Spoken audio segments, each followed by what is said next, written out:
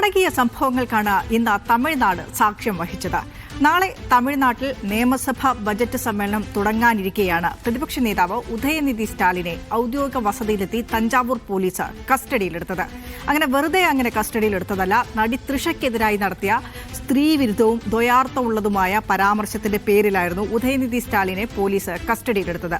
മുഖ്യമന്ത്രി വിജയുടെ പാർട്ടിയായ തമിഴക വെട്രിക്കഴകം TVKയുടെയും BJPയുടെയും പരാതിയുടെ അടിസ്ഥാനത്തിലായിരുന്നു അറസ്റ്റ്. അപ്പോൾ എന്തിനാണ് അറസ്റ്റ് ചെയ്തത് ഉദയനിധി സ്റ്റാലിനെ? തഞ്ചാവൂരിൽ കാവേരി നദീജല പ്രശ്നവുമായി ബന്ധപ്പെട്ട DMK പ്രതിഷേധ യോഗം സംഘടിപ്പിക്കുന്നു. ഈ യോഗത്തിൽ വെച്ച പ്രസംഗത്തിനിടെ DMK സർക്കാരോ മുഖ്യമന്ത്രിയോ ഈ പ്രശ്നത്തിൽ ഇടപെടുന്നില്ല എന്ന് ഉദയനിധി പറയുന്നു. മുഖ്യമന്ത്രി വിജയ്ക്ക് മറ്റ് പല കാര്യങ്ങളിലുമാണ് താല്പര്യമെന്നാണ്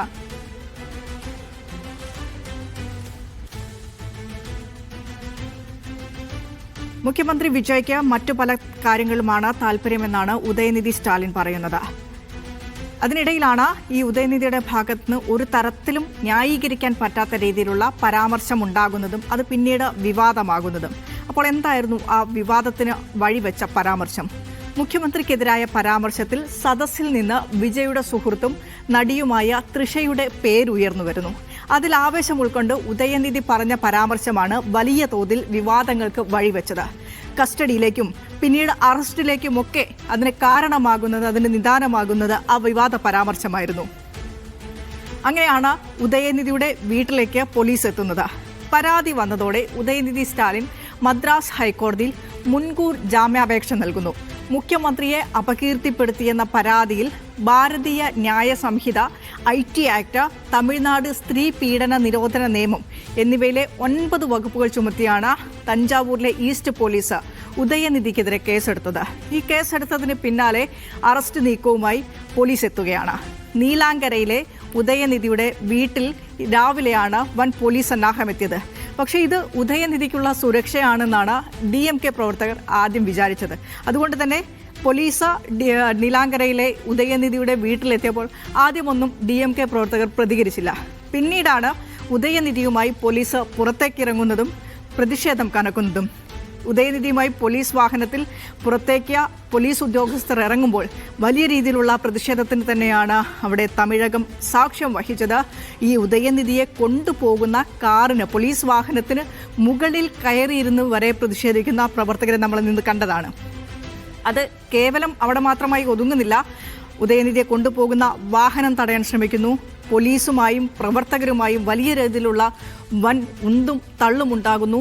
തഞ്ചാവൂരിലായാലും തിരുച്ചിറപ്പള്ളിയിലായാലും രാമനാഥപുരത്തായാലും പുതുക്കോട്ടை തുടങ്ങിയ പ്രധാന ജില്ലകളിലെല്ലാം DMK പ്രവർത്തകർ റോഡുകൾ ഉപരോധിക്കുന്നു. തമിഴ്നാട് മുഖ്യമന്ത്രി ജോസഫ് വിജയ്ക്കെതിരെയും TVK സർക്കാരിനെതിരെയും വലിയ രീതിയിലുള്ള കടുത്ത മുദ്രാവാക്യങ്ങൾ ഉയർത്തുന്നു. ക്രമസമാധാന പ്രശ്നങ്ങൾ ഒഴിവാക്കാൻ പുതുക്കോട്ടை MLA V മുത്തുരാജ അടക്കം നൂറുകണക്കിന് DMK അണികളെയാണ് ഇന്ന് പോലീസ് കരുതൽ തടങ്കിലാക്കിയത്. അതൊരു കല്യാണ മണ്ഡപത്തിലേക്കാണ് കരുതൽ തടങ്കലിലാക്കി ഈ ആളുകളെയെല്ലാം പോലീസ് മാറ്റുന്നത്. ആ പ്രതിഷേധം എന്ന് പറയുന്നത് തമിഴ്നാട്ടിൽ മാത്രം ഒതുങ്ങി നിൽക്കുന്നില്ല. പാർലമെന്റിനകത്തും പുറത്തും പ്രതിഷേധമുണ്ടാകുന്നു. പാർലമെന്റിന്റെ വർഷകാല സമ്മേളനം തുടരുന്നതിനാൽ ഉദയനിധിയെ അറസ്റ്റ് ചെയ്തതിൽ DMK MPമാർ പാർലമെന്റിന്റെ നടുത്തളത്തിലിറങ്ങി മുദ്രാവാക്യം വിളിക്കുകയും സഭാ നടപടികൾ തടസ്സപ്പെടുത്തുകയും ചെയ്തു. ഇതിന് പിന്നാലെയാണ് സഭ പിരിയുന്നത്. ഇതോടെ പാർലമെന്റ് കവാടത്തിന് പുറത്തും MPമാർ പ്രതിഷേധ ധർണ നടത്തുകയാണ്. ആ പ്രതിഷേധ ധർണ വലിയ രീതിയിൽ കൊടുമ്പിരി കൊള്ളുമ്പോൾ പാർലമെന്റിനകത്തേക്ക് വിഷയം വരുന്നു. പാർലമെന്റിന് പുറത്ത് DMK MPമാർ ഈ കാര്യങ്ങളൊക്കെ ഉയർത്തി പ്രതിഷേധിക്കുന്നു. തമിഴ്നാട്ടിൽ വലിയ രീതിയിലുള്ള പ്രതിഷേധം ഓരോ ജില്ലകളിലും DMKയുടെ ഭാഗത്തുണ്ടാകുമ്പോഴാണ് കോടതിയുടെ ഇടപെടൽ ഈ വിഷയത്തിലുണ്ടാകുന്നത്. ഉദയനിധി സ്റ്റാലിന്റെ മുൻകൂർ ജാമ്യാപേക്ഷ മദ്രാസ് ഹൈക്കോടതി പരിഗണിക്കുന്നത് ഈ പ്രതിഷേധത്തിനൊക്കെ ഇടയിലാണ്. ഏകദേശം ഇന്ന് ഉച്ചയോടുകൂടിയാണ് ഇത്തരത്തിലൊരു ഇടപെടൽ മദ്രാസ് ഹൈക്കോടതിയുടെ ഭാഗത്തുണ്ടാകുന്നത്. അറസ്റ്റുമായി ബന്ധപ്പെട്ട നിയമപരമായ എല്ലാ വശങ്ങളും സർക്കാരിന്റെ നിലപാടും പരിശോധിച്ച ശേഷം മാത്രമാണ് പ്രധാന ഉത്തരവ് ഇന്ന് കോടതിയുടെ ഭാഗത്തുണ്ടായത്. അതായത് ഇന്ന് രാത്രി 12 മണി വരെ ഉദയനിധിക്കെതിരെ കടുത്ത നടപടികളിലേക്ക് കടക്കരുത് എന്നാണ് കോടതി നിരീക്ഷിച്ചത്. ഉദയനിധിയുടെ മുൻകൂർ ജാമ്യാപേക്ഷ കോടതി പരിഗണിക്കുന്നതിന് മുൻപ് തന്നെ തഞ്ചാവൂർ ഈസ്റ്റ് പോലീസ് അറസ്റ്റ് നടപടിയിലേക്ക് കടന്നിട്ടുണ്ട്.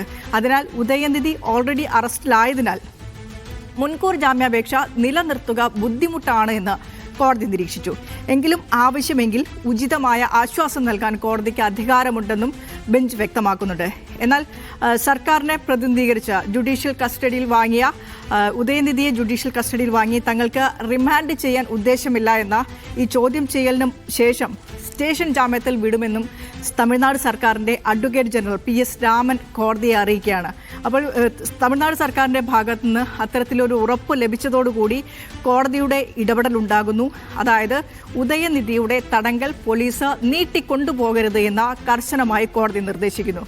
ചോദ്യം ചെയ്യൽ പൂർത്തിയാക്കി ഇന്ന് തന്നെ അദ്ദേഹത്തെ സ്റ്റേഷൻ ജാമ്യത്തിൽ വിടാൻ വേണ്ടി കോടതി ഉത്തരവിടുന്നു. മദ്രാസ് ഹൈക്കോടതിയുടെ ഉത്തരവാണ് ഉണ്ടാകുന്നത്. അത് ഏകദേശം ഉച്ചയോടുകൂടിയാണ് വരുന്നത്. അപ്പോൾ തന്നെ സർക്കാരിന് ഒരു ഉറപ്പുണ്ടായിരുന്നു. കാരണം ഞങ്ങൾ അദ്ദേഹത്തെ റിമാൻഡ് ചെയ്യില്ല, അന്വേഷണവുമായി സഹകരിക്കണം.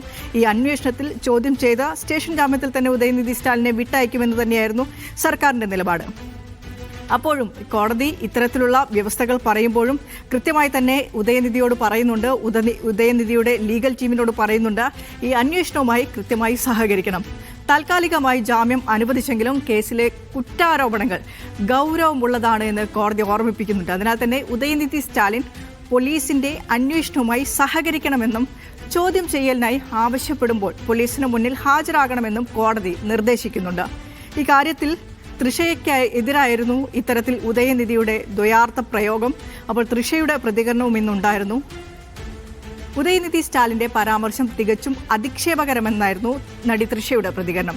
രാഷ്ട്രീയ നേതാക്കൾ പരസ്പരം ചെളിവാരിയെറിയാൻ സ്ത്രീകളെയും അവരുടെ അന്തസ്സിനെയും വലിച്ചിഴയ്ക്കുന്നത് അങ്ങേ അറ്റം അപലപനീയമാണ് എന്നായിരുന്നു തൃഷയുടെ പ്രതികരണം.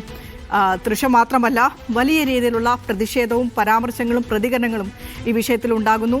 തമിഴ്നാട് ഭരിക്കുന്ന ജോസഫ് വിജയുടെ പാർട്ടിയായ TVKയിലെ പല നേതാക്കളും ഈ വിഷയത്തിൽ പ്രതികരിച്ചിരുന്നു. ഈ വിഷയത്തിൽ ആദ്യമായി പരാതി നൽകിയതും TVK തന്നെയാണ്. ഉദയനിധിയുടെ അറസ്റ്റിലേക്ക് വഴിവെച്ചത് TVKയുടെ വനിതാ വിഭാഗം നൽകിയ പരാതിയാണ്. പ്രതിപക്ഷ നേതാവ് എന്ന നിലയിൽ പദവിയിലിരിക്കുന്ന ഒരാളിൽ നിന്ന് ഉണ്ടാകാൻ പാടില്ലാത്ത സംസ്കാരശൂന്യമായ പരാമർശമാണ് ഉദയനിധി നടത്തിയത് എന്നാണ് TVK general secretary N Anand പ്രസ്താവനയിലൂടെ പറഞ്ഞത്. രാഷ്ട്രീയ അറസ്റ്റാണ് എന്നായിരുന്നു DMK ഇന്ന് മുഴുവൻ വാദിച്ചുകൊണ്ടിരുന്നത്, ഈ സംഭവത്തെ പ്രതിരോധിച്ചുകൊണ്ടിരുന്നത്. പക്ഷേ ഈ പ്രസ്താവനയെ TVK തള്ളുകയാണ്. ഇതൊരു രാഷ്ട്രീയ പകപോക്കലോ രാഷ്ട്രീയ അറസ്റ്റോ അല്ല. അതുമാത്രമല്ല, ഈ ഉദയനിധി അല്ല അദ്ദേഹം, മറിച്ച് സ്ത്രീത്വത്തെ അധിക്ഷേപിക്കുന്ന, സ്ത്രീത്വത്തെ ആക്ഷേപിക്കുന്ന വൾഗർ നിധിയാണ് എന്നും TVK നേതാക്കൾ ഉദയനിധി സ്റ്റാലിനെതിരെ പ്രതികരിക്കുന്നുണ്ട്. ഏതായാലും മദ്രാസ് ഹൈക്കോടതിയുടെ ഇടപെടലിനെ തുടർന്ന് TVK പിടിച്ചുകൊണ്ടുപോയ, അതായത് TVK സർക്കാർ പിടിച്ചുകൊണ്ടുപോയ പ്രതിപക്ഷ നേതാവ് ഉദയനിധി സ്റ്റാലിനെ വിട്ടയച്ചിരിക്കുകയാണ്. വിട്ടയച്ചതിന് ശേഷമുള്ള ദൃശ്യങ്ങൾ കൂടി നമുക്ക് സ്ക്രീനിൽ കാണാം. ഏതായാലും വലിയ രീതിയിലുള്ള സ്വീകരണമാണ് ഉദയനിധി സ്റ്റാലിന്. തമിഴ്നാട് ഡെങ്കപ്പട്ടി പോലീസ് സ്റ്റേഷനിലായിരുന്നു ഉദയനിധി സ്റ്റാലിനെ എത്തിച്ചത്.